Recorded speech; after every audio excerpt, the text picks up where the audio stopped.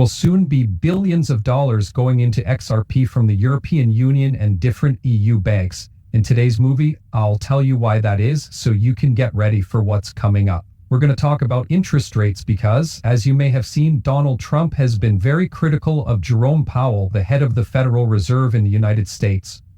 There's a good reason for this. As things stand, the EU is putting them up to get ahead of the US in this change in the world economy.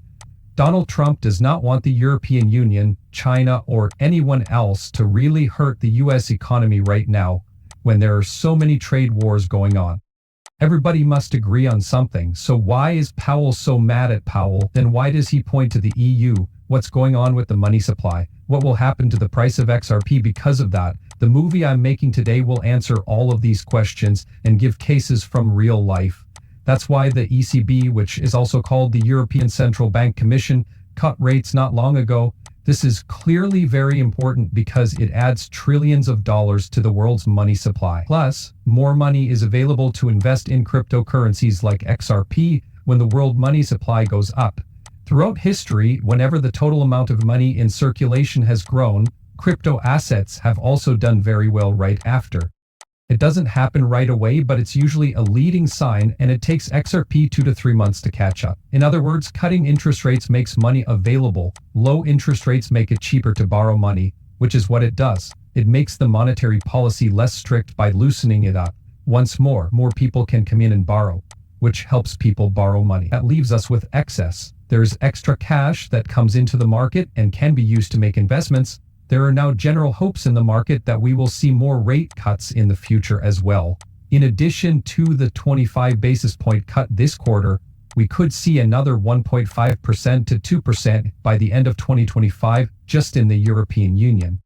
I'm going to give you a few examples of what this means for the markets because it's so big and no other YouTuber is giving you the numbers. We can see that the ECB's rate cut to 225 will increase liquidity by making it cheaper to borrow money and encouraging people to give. The exact amount is still unknown, but by looking at how things have changed in the past, we can guess that the money supply will grow by $100, 0 cents to $300 billion, 0 cents, by 2025.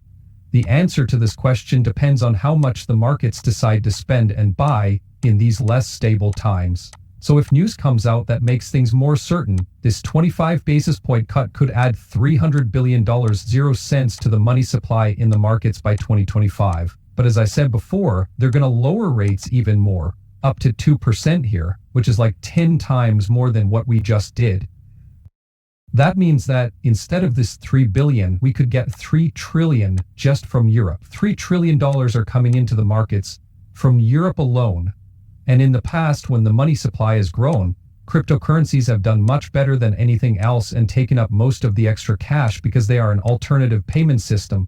On the other hand, the US economy is clearly much bigger, and Jerome Powell has called for 2 more rate cuts by the end of the year. Now, Donald Trump seems to think that now is the best time to lower interest rates, and he's putting a lot of pressure on Jerome Powell. Jerome Powell believes that a little later would be better. What do you guys think would be good? Write your answer in the space below. But I'd like to talk about what a 50 basis point rate cut means. We've already had these a few times.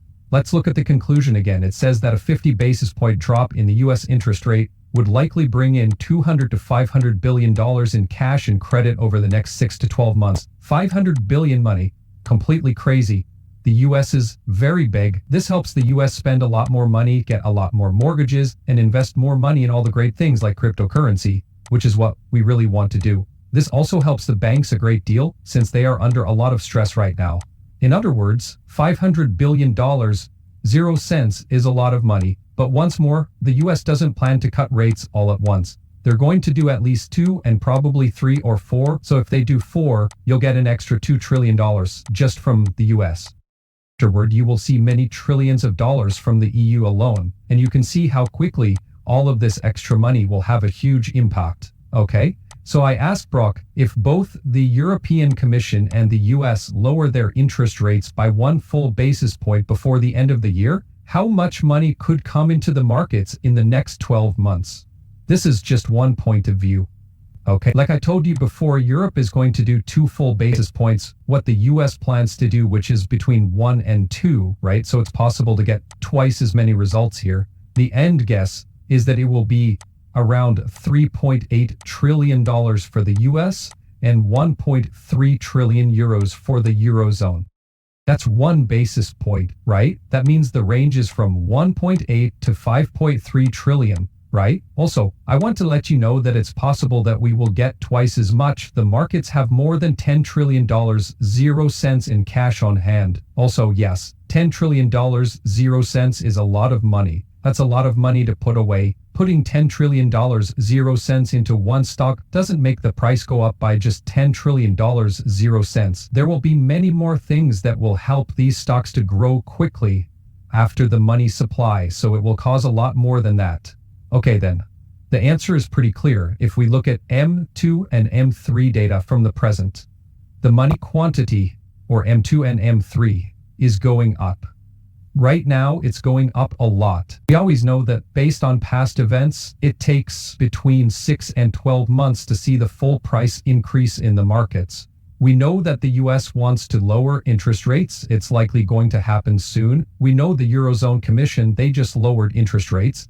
We now know that other countries want to do the same thing. China, which has a huge economy, completely crazy. When you see how good that is going to be and how it will affect the markets, it becomes much clearer why Trump is acting so hostile toward Jerome Powell right now. He wants Powell to do this very badly. Europe is lowering interest rates, as you can see. He also says, but our guy wants to play cute. Trump also says that Powell is bad and that the people who work for the Fed are dull. He's basically just ripping them apart and telling them they have no idea what they're doing. If something doesn't happen, he says this will destroy the US economy totally, and he needs to fire him right away for something to happen. People should really pay attention because it's clear from the banking sector that the US needs more cash. Markets could also use it after what's been going on with tariffs lately.